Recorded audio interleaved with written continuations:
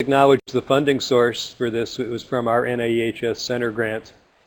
And sort of to cut to the chase scene, I'll tell you the 4 things I'd like to have you convinced of by the time we finish our conversation today. The first is that PCBs were very commonly used for about a 30-year period in building materials, and that those materials in many cases are still in place, and they're releasing the PCBs into the environment, with the consequence that people who live and go to school and work in these buildings are exposed to PCBs from those sources, and our data shows that people can have elevated serum levels as a result of the exposure they get from these buildings. So where in the world are PCBs? Well, it turns out they're everywhere. They're ubiquitous in the environment. And that's partly because of the vast quantities of PCBs that were produced over that 40 or 50-year period, and the fact that they're very persistent when they do get into the environment. So we typically have been thinking about PCBs from sources like this, from transformers and capacitors, and they contaminate bodies of water, for example, like the stream in Alabama near Anniston, which is posted to avoid eating fish caught from that source. But more recently, people have discovered that PCBs were commonly used in building materials, and the first English language report that I was able to find from this was in 1992, and it was from these German researchers who published a study that showed that the caulking material, or the sealants as they were terming them, in these masonry buildings and offices contained PCBs, and that the PCBs could be measured in the air inside these buildings. So that was 92. Although it turns out, if we go a little further back, in 1976, these chemists published a paper in which they determined that PCB contamination was turning up in their laboratory as a result of the PCBs in the caulk around the laboratory windows. And it was a serendipitous finding. They were analyzing for chlorinated herbicides and insecticides, including DDT, and the PCB turned out to be a contaminant to their analysis. So this turns out to be a fairly important finding, going all the way back to '76, that people had published in the scientific literature evidence that PCBs were being released from these building materials. The first report we had from schools in the US was from a report in the Boston Globe in 1996, where a school out on Cape Cod was abandoned and then eventually destroyed because PCBs were found in the building materials. And so rather than remediate all that, they demolished the school. And so that was 1996. We did a study here that was published in 2004, and this is just a quick summary of the results that we found. In office buildings, in university housing, in classrooms, in middle and elementary and high schools, and in a synagogue, we found these levels of PCBs in the caulking material. And this is just a summary of the results that we publish. In 13 of these buildings, we found high levels of PCBs out of 24 sampled, and 8 of those buildings contained PCBs that exceeded 50 parts per million, which is the EPA criteria for determining that the PCB is a bulk product waste. And in some cases, the exceedance was not trivial.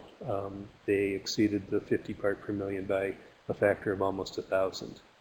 So we did have some pretty substantial levels, and these were consistent with what had been published from some of the European studies. And this is the kind of scenario where you would run across the PCBs in a school. It's in the joints between dissimilar materials, so between, say, the brick and the metal frame around the door, or the brick and the concrete sidewalk. You had a bead or a seam of caulking applied there. to accommodate the fact that these materials expand and contract at different rates with temperature. And so you wound up with PCBs used in a variety of locations.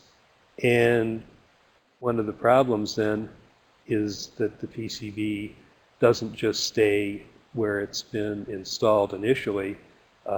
It leaches out into the surrounding environment. So for example, in a case like this window frame was sealed with caulk that contained about 3,000 parts per million of PCBs.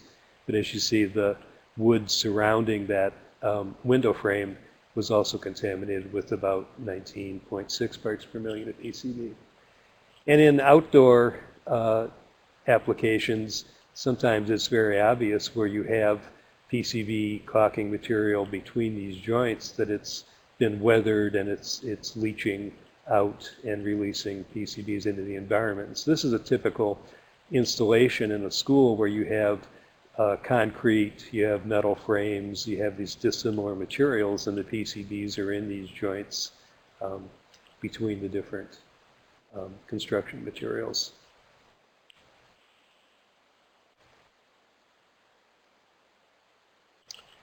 So the story picks up, and it's actually it's kind of a nice irony that we're having this conversation with you guys, because really the locus of a lot of this work was really in Westchester County. And there's actually a hero who I should acknowledge in this whole story, and I think he may be on the webinar today, is Daniel Lefkowitz.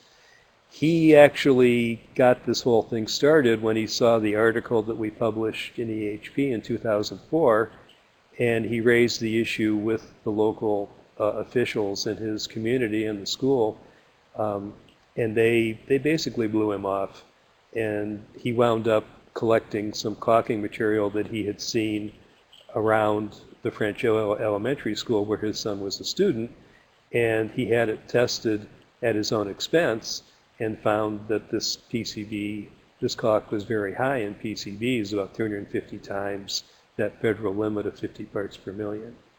So he moved this ball forward very substantially. I think I can say with a lot of confidence that had Dr. Lefkowitz not been so determined to move this forward, it probably would have gone, just as sort of a scientific curiosity. The other side of the story, as we mentioned earlier, is the PCBs don't remain in the parent material. In this case, the school had to remove soil from around the perimeter of the building that was highly contaminated as well. So let's just kind of pull back on a larger frame. So how big a problem is this? It turns out there was a huge boom in school construction during this period of about 1950 to 1984. And this is data from Department of Education showing that about 62% of the public schools in the U.S. were constructed during this time period. And some of you may be in that cohort. I know I am. This is all the result of the baby boomers showing up in the community, and there being an inadequate supply of school facilities, and so there was a huge boom in construction. And that's what the next slide shows too, that if you look at all the public schools that were present in 1999, about 28% were built before 1950, and then if you look between 50 and 84, there's about 62% were constructed during that time period, which unfortunately coincides with the time period when PCB manufacturing was at its peak. And so this is some data from NIOSH that shows for PCBs that were just used in plasticizers, just used in these sort of construction materials, that you had a peak actually in 1970, and that there were about almost 20 million pounds of PCBs produced just in that year alone for use in construction, use in plasticizers. And then actually at the end of 70, the production of PCBs dropped almost to zero. So we estimated then that about 48,000 schools were built during this period of peak PCB use. And so there's a couple surveys that have been done, including ours, that indicate that somewhere between about 27 to 54% of the schools that were built during that time period, or the buildings that were constructed during that time period, are very likely to contain PCBs in the caulking material. So that's how we reached this number that we estimate, say, between about 13,000 and 26,000 schools are very likely to contain PCBs in this material. Senator Markey in 2016 took some of this information and published this report, which you can access online if you want to just go to markeysenate.gov. It's a really good synopsis of the national scope of the PCB and school issue.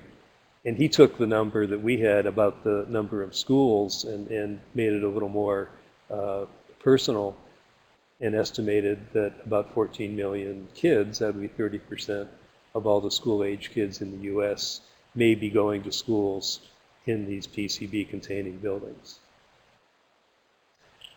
Well, the story in New York continued to bubble along. This reporter for the Daily News, Bill Egbert, did some sampling of his own and was publishing information in the Daily News about PCB contamination he was finding in caulk in schools throughout New York City.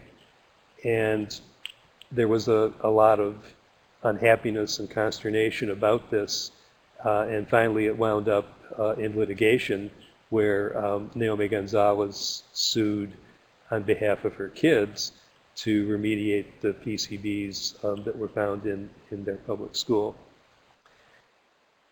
So to settle this threat of litigation, the city entered a consent agreement with EPA, and in January 2009 through 2010, they did some very detailed investigations of 6 school buildings in New York City, and the results indicate, I'll get to the caulk in just a second, but the one somewhat surprising result was that there was still a lot of PCB present in the light ballasts, which at least I can say for myself, I was surprised that this was still an ongoing problem, but it turned out in a remarkable portion of the school buildings, they still had these old PCB light fixtures. And in many cases, they were leaking and the ballasts had either exploded or burned and released the PCB into the classrooms. So EPA, moving along at this point, issued what they're calling these health protective values for indoor air in the schools, and you can see the range here. They've stratified it based on the age of the kids, and so that's why you see this, sort of sliding scale of what they consider to be a health protective level for indoor air in buildings. These are the PCB concentrations in nanograms per cubic meter. So this is what EPA is using. It's not a regulation or even a guideline. They consider it a health protective value, but it does give us at least a reference point to compare the kind of information that's obtained from studies like this. And this is the study of the 6 schools that I mentioned that EPA published, and if you're interested, they wrote a very nice report which you can access through this site. And so just in a table here, here's our 6 schools. These were the levels of PCB that they found in the caulking material. And in 5 of the cases, they had sample results from the indoor caulk, and in one case, they had results from the exterior caulk. And so you had, very high levels of PCBs seen here, up to, say, 440,000 parts per million, which is, basically almost 50% of the caulk was comprised of PCB. And then the next column we have over here is the mean air concentration that was measured in those buildings, and then the range in the last column here. So this is a very nice comprehensive report that documented the presence of the PCBs in the interior and exterior caulk in these school buildings. And the air levels, which as you can see from just scanning them, in a number of cases, these air levels exceed these health protective values that EPA has published. Another interesting feature that we ran across, this is some data from that EPA report, is that it turns out the levels of PCBs that are seen in the air can be extraordinarily variable. These were samples taken in identical locations 10 days apart in July of 2010. And you can see just by scanning, there's a remarkable dissimilarity between measurements, taken at repeated measurements taken at the same location 10 days apart. The point that I take from this is that when people were looking at PCB levels in schools, you really need to have more than just a single air sample to be basing decisions on. Just a single snapshot may not be an adequate representation of what's really going on with the air levels in the building. So the routes of exposure, let's just talk a little bit about, what findings like this mean for the occupants. Well, PCBs get into the body by a number of routes, including inhalation, ingestion, and dermal exposure. And remember, we're talking about a large family of compounds here. There are 209 unique congeners of PCBs. And the half-life ranges from about a week to 25 years. And the more volatile congeners, the ones that are more are less chlorinated, are the ones that tend to have the shorter half-lives and aren't as persistent as the others that can have half-lives as long as 25 years.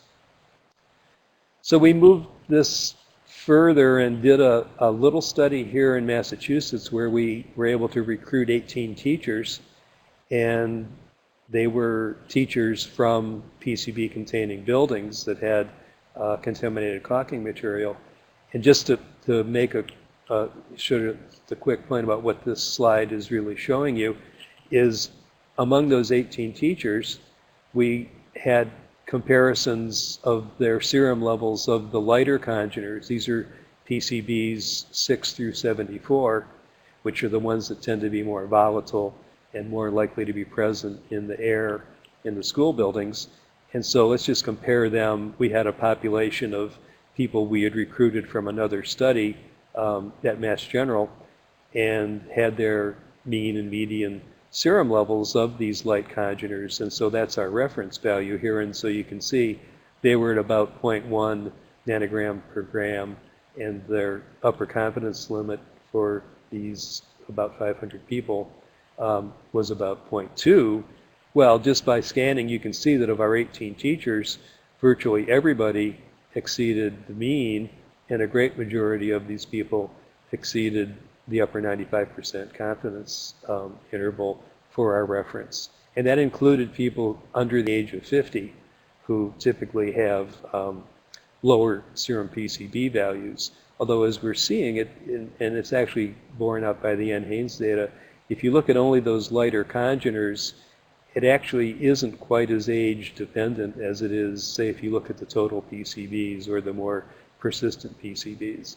So this, just in one slide, is intended to sort of give you an overview of what we think is good evidence that the people who were teaching in these buildings did have very striking elevations of the lower molecular weight PCBs. So what does this matter? Well, there's very good evidence that PCBs are animal carcinogens. EPA considers them to be probable human carcinogens.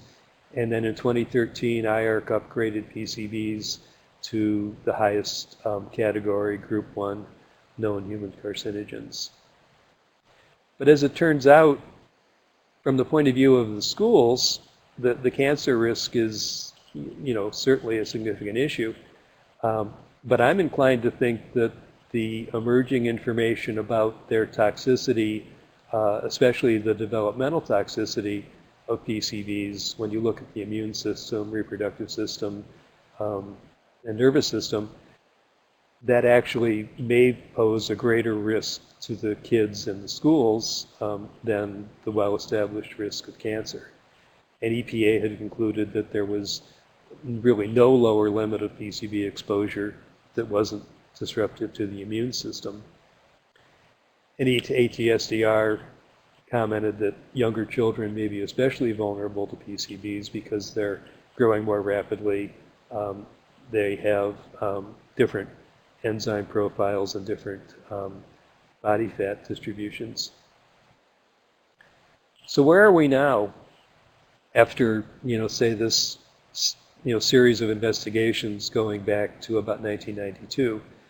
Well, I think the evidence is very, very clear that there are PCBs present in the construction materials and that people who are in these buildings are at risk of PCB exposure.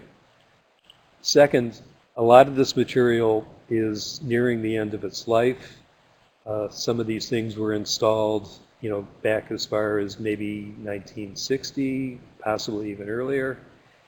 This stuff is very durable, but it's at the end of its life and it's being replaced. And very often people who go in to replace windows or to do building renovations start these jobs and they have no idea that the material actually contains PCBs, and so they don't use protective equipment to reduce their exposures during the renovation activities.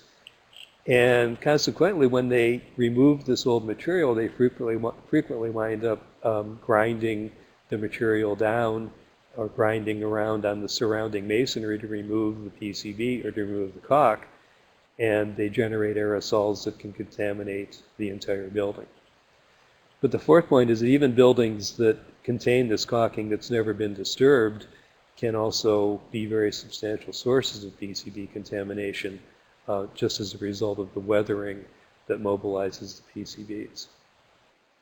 And then the waste construction material that includes the PCBs can be disposed of as general demolition waste that just winds up in landfills and incinerators. Well, this hasn't exactly been good news. And, I've run across a fair amount of pushback in getting the word out. But I think, the weight of the evidence now is clearly all pointing in a single direction. And there's, increasing evidence that's published in the literature and also in the sort of gray literature on a very regular basis that, emphasizes the significance of this source of exposure and the need to, have an effective national policy to address this. So just in 2016, one of the things that I think helped move this along in terms of public awareness was this finding that a school in Malibu was highly contaminated with PCB from the caulking material. And it didn't hurt that Cindy Crawford's children were students in this school, and she took this up as a cause. And unfortunately, it wound up in litigation where the citizens group wound up suing the school district for violating TSCA. And in federal court, the judge concluded that it was just common sense that the PCBs were present on the campus and required remediation.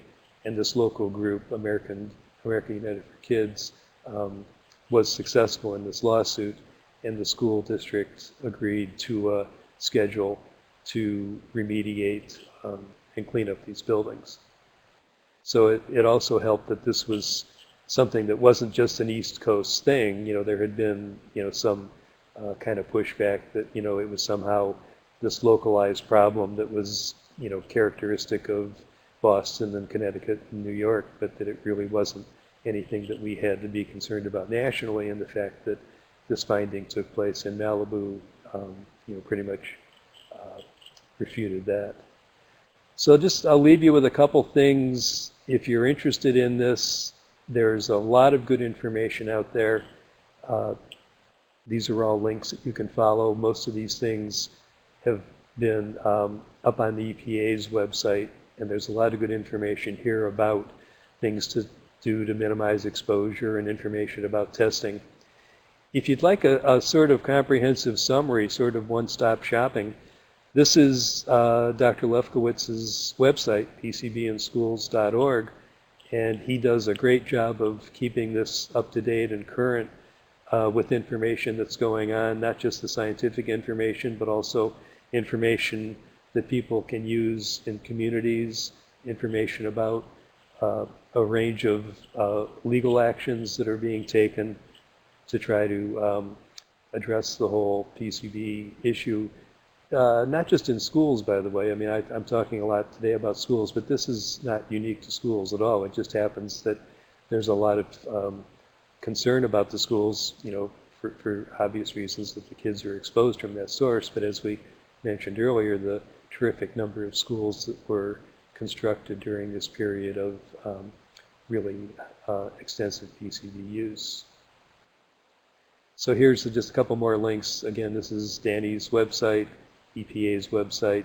If you're interested in what took place in Malibu, you can check out the Malibu site and get the current information there too.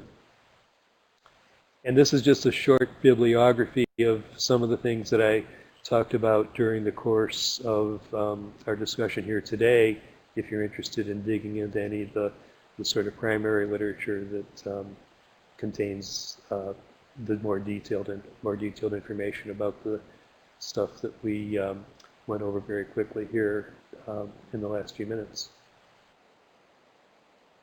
And I'd be happy to see if we can take some of these questions. I see there's some chats that came in here. So, Mitchell, how do you want to... If you could scroll up to the, yep, to the top, you can see one from Mary Ann as the first. Got it. Can everybody see these? They should be able to. Okay.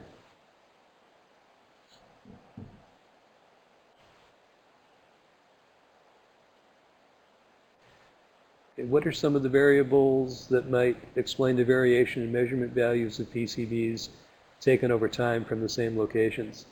Well, that's a great question. There's been more research that has come out since that observation from some researchers in Denmark and other people who've, definitely established that temperature, it turns out to be a really strong predictor.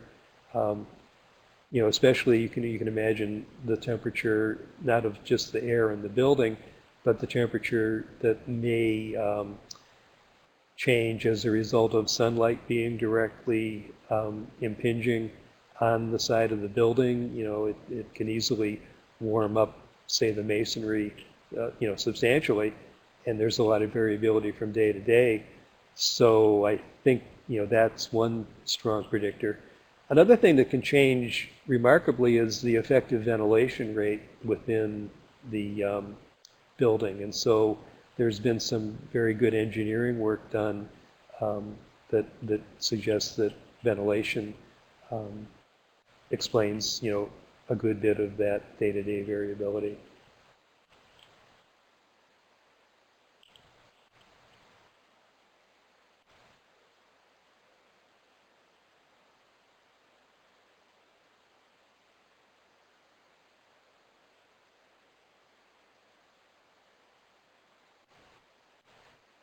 This is the question about these screening tests.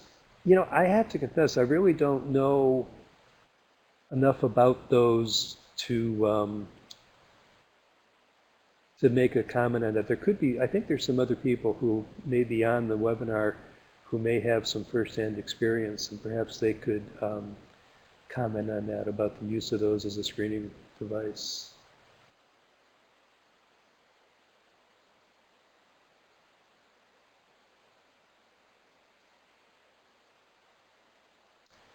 In terms of the question about the global aspect of this, yeah, it's not just the U.S. schools. There's really good evidence from a number of countries. In not just schools, but in buildings really of all description. Um, Housing units, apartment flats, buildings that are, primarily residential. Um, it was also used in places like water treatment plants, a whole variety of institutional applications, because it turns out the PCB caulking material was sort of the top of the line material. Our friend who's helped us with this research here, a guy who's a retired bricklayer who spent years installing this stuff, refers to it as the Cadillac of caulks. It was the most high performing material that you could use. Consequently, it tended to be used in places where they were willing to pay a premium for the most durable materials. And so you find it in places like hospitals, you find it in all kinds of institutional settings.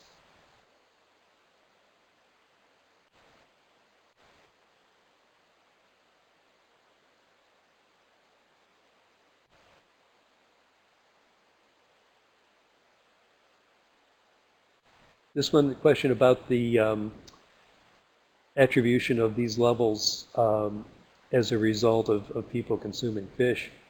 I don't know that that's going to change very much, but I think one thing that's become very apparent is that when you look at the full range of the PCB congeners, there's very good evidence that the lower molecular weight congeners, their primary source of exposure may not be diet at all. There's some very good studies that have been published just within the last couple of years by the researchers at University of Iowa, and they have determined that for the lighter congeners, there's actually a good case to be made that the primary source, in kids at least, is from the school buildings as opposed to their diet. So that's kind of the newest insight, I think, about the various sources. What types of cancers? There's a range of human epi studies, and I can't off the top of my head remember exactly which cancers that they thought were compelling. But if you take a look at that IARC document, I think you'll find there's a really nice summary there, and that's only from 2013. So that's a very recent review of the literature, including the human epi, around the different types of cancer. This is a comment from Mike about the valid sampling devices. Yeah, and actually, that research that I mentioned from the people at University of Iowa, they've adapted a passive sampling approach to doing their PCB air measurements. And so it, makes it a whole lot more accessible for people, who can't necessarily access the type of, high volume air sampling equipment that has traditionally been used. So I think, the technology around passive sampling actually is improving very quickly.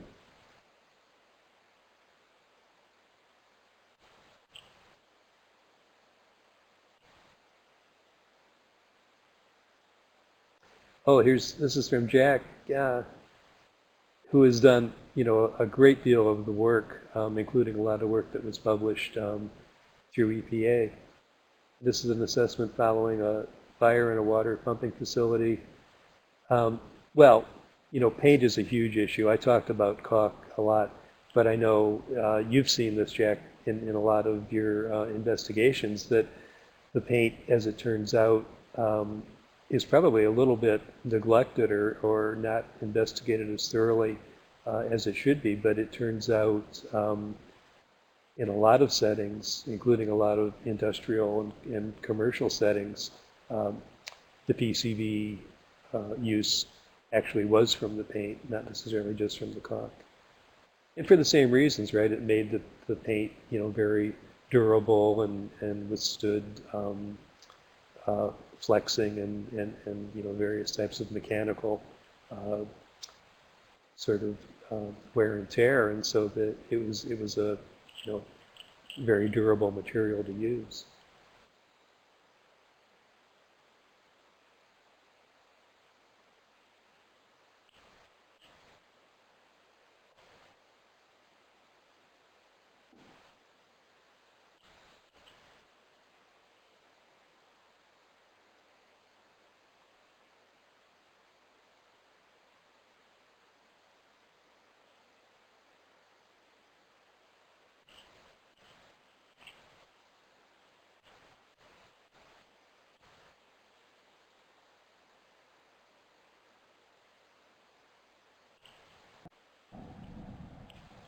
Looks like we have another question coming in from Mark.